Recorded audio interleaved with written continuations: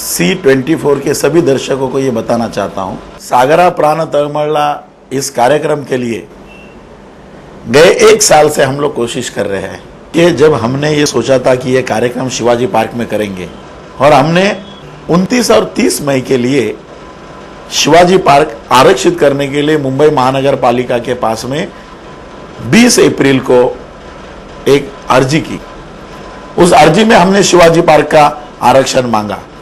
इस आरक्षण के लिए मैं स्वदेश सेवा ट्रस्ट और मेरे साथ में जुड़े हुए जिनके साथ में हम ये कार्यक्रम कर रहे हैं, ऐसे वीनस कल्चर एसोसिएशन के जयप्रकाश ठाकुर, हम दोनों ने उस विभाग के विभाग अधिकारी डीएमसी इनसे बातचीत कर शिवाजी पार्क में कार्यक्रम के लिए आरक्षण देने की विनती की।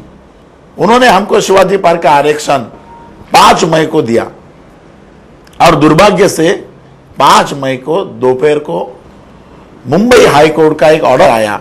उस हाई कोर्ट के ऑर्डर में ऐसा लिखा था कि शिवाजी पार्क ये साइलेंट जोन करके हम लोग डिक्लेयर करते हैं और इसके बाद शिवाजी पार्क इस परिसर में कोई भी जिस कार्यक्रम में ध्वनि क्षेप लाउड स्पीकर लगा हुआ ऐसा कार्यक्रम को पाबंदी शिवाजी पार्क में लगाएगी।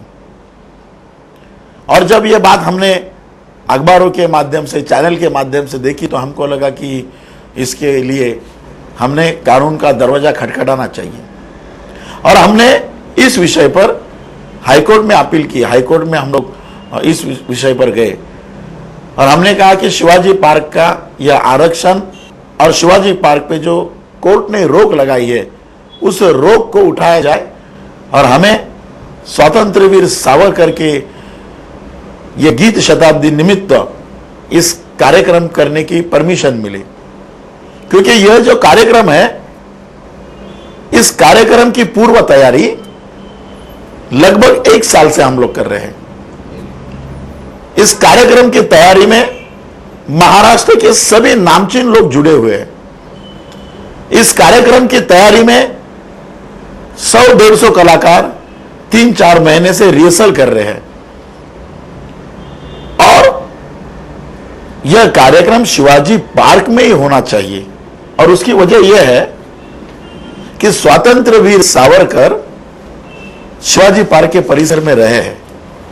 स्वतंत्र वीर सावरकर का वास्तव शिवाजी पार्क के परिसर में है।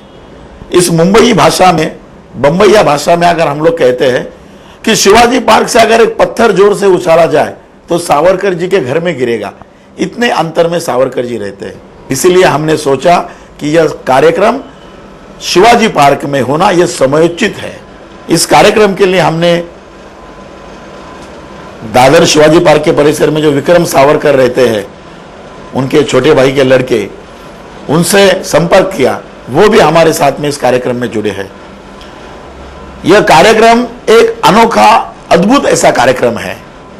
यह कार्यक्रम में हम देखेंगे कि सावरकर जिन्होंने मराठी में गीत लिखे हैं, जिन्होंने पोवाड़ा लिखा है, जिन्होंने लावनी लिखी है और जिन्होंने पेशवे कालीन एक फटका नाम का गाने का प्रकार था वह भी लिखा है।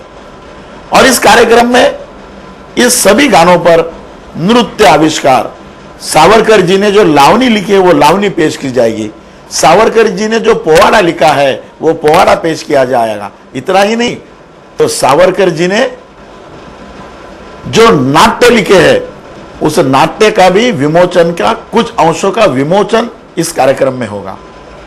इसके साथ साथ मैं आपको बताना चाहता हूं कि सावरकर जी का यह कार्यक्रम अब सिर्फ सावरकर जी का कार्यक्रम नहीं रहा, तो सावरकर जी का यह कार्यक्रम अब एक आंदोलन बन चुका। जब कोर्ट ने हमें कहा कि आप यहां पर यह कार्यक्रम नहीं कर सकते, तो मुंबई के अनेक एनजीओ ने हमें फोन किया, अनेक लोगों ने हमें बातचीत की हमसे और हमको बताया कि सावरकर जी के इस कार्यक्रम में हम आपके साथ में हैं। जब हमने अपील की तो हमें ताज्जुब और सुनकर आपको भी ताज्जुब होगा कि मुंबई महानगर पालिका ने जो हमको परमिशन दी थी, उन्होंने वो परमिशन रद्द कर दी और कोर्ट ने कहा कि आपको जिन्होंने ये परमिशन दी है वो परमिशन महानगर पालिका ने रद्द की है। अभी आप अगर ये कार्यक्रम शिवाजी पार्क में करना चाहते हो तो आपको महानगर पालिका का दोबारा परमिशन लाना होगा। वो भी लड़ाई हमने लड़ी, महानगर पालिका ने हमको दोबारा परमिशन दिया। और मैं यहां पर यह भी बताना चाहता हूं कि कोर्ट ने इस कार्यक्रम के बारे में महाराष्ट्र शासन का मत क्या है यह पूछा। महाराष्ट्र शासन की शिवाजी पार्क और इस कार्यक्रम के बारे में क्या राय है यह कोर्ट ने जाननी चाहिए। इस विषय में हम महाराष्ट्र विधान परिषद के विरोधी पक्ष नेते पांडुरंगजी फुंडकर को मिले। पांडुरंगजी फुंडकर ने हमारी बात सुनकर तुरंत आर पाटिल जी को फोन किया और आर पाटिल जी को बताया दूरध्वनि पर कि इस तरीके का कार्यक्रम शिवाजी पार्क में होना चाहिए। आर पाटिल ने हमसे पूरी सहमति दर्शाई और कहा कि हम इसके लिए उचित प्रयास करेंगे। और स्वतंत्र वीर सावरकर इनका कार्यक्रम इस शिवाजी पार्क में होना चाहिए, इसके लिए स्पेशल केस करके हमको परमिशन दी।